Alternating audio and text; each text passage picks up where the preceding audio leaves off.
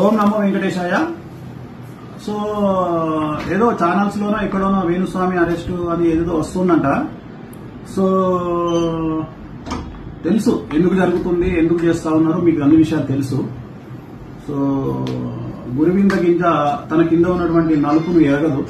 So నేను ఇప్పుడేం మాట్లాడను, టైం తీసుకొని చాలా విషయాలు మాట్లాడదాం, తప్పకుండా మాట్లాడదాము, చాలా విషయాలు మాట్లాడాలి.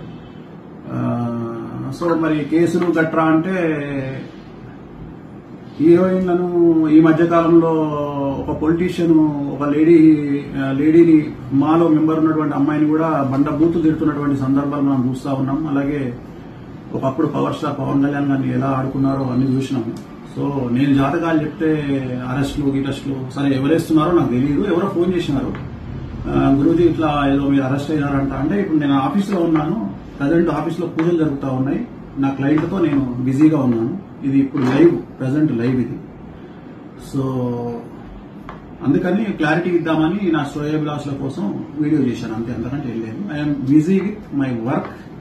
భగవంతుని దయ వల్ల, మీడియా దయ వల్ల, సోషల్ మీడియా దయ వల్ల, వాళ్ళ యొక్క ప్రేమ వల్ల ఇంకా రెట్టింపు పనితో నా పనిలో నేను బిజీగా ఉన్నాను, రెట్టింపు పనిలో ఉన్నాను.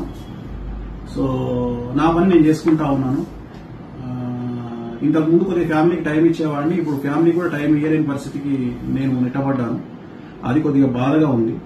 So I'm busy with my work. Appointment నడుస్తూ ఉన్నాయి, అపాయింట్మెంట్ ఇచ్చాము, అలాగే పూజలు కంటిన్యూ అవుతా ఉన్నాయి. నా పనిలో నేనున్నాను. ఓకే, ఓం నమో వెంకటేశాయ. మాట్లాడుకుందాం, ఒక 1 month గ్యాప్ ఇచ్చి చాలా విషయాలు మాట్లాడదాం. చాలా మాట్లాడేది ఉంది. ఎట్లాగో మనం ఇప్పుడు సెలబ్రిటీ జాతకాలు చెప్పట్లేదు కదా, బంద్ చేసుకున్నాం కదా.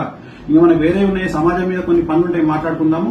ఖచ్చితంగా మాట్లాడదాం, చాలా విషయాలు మాట్లాడాలి.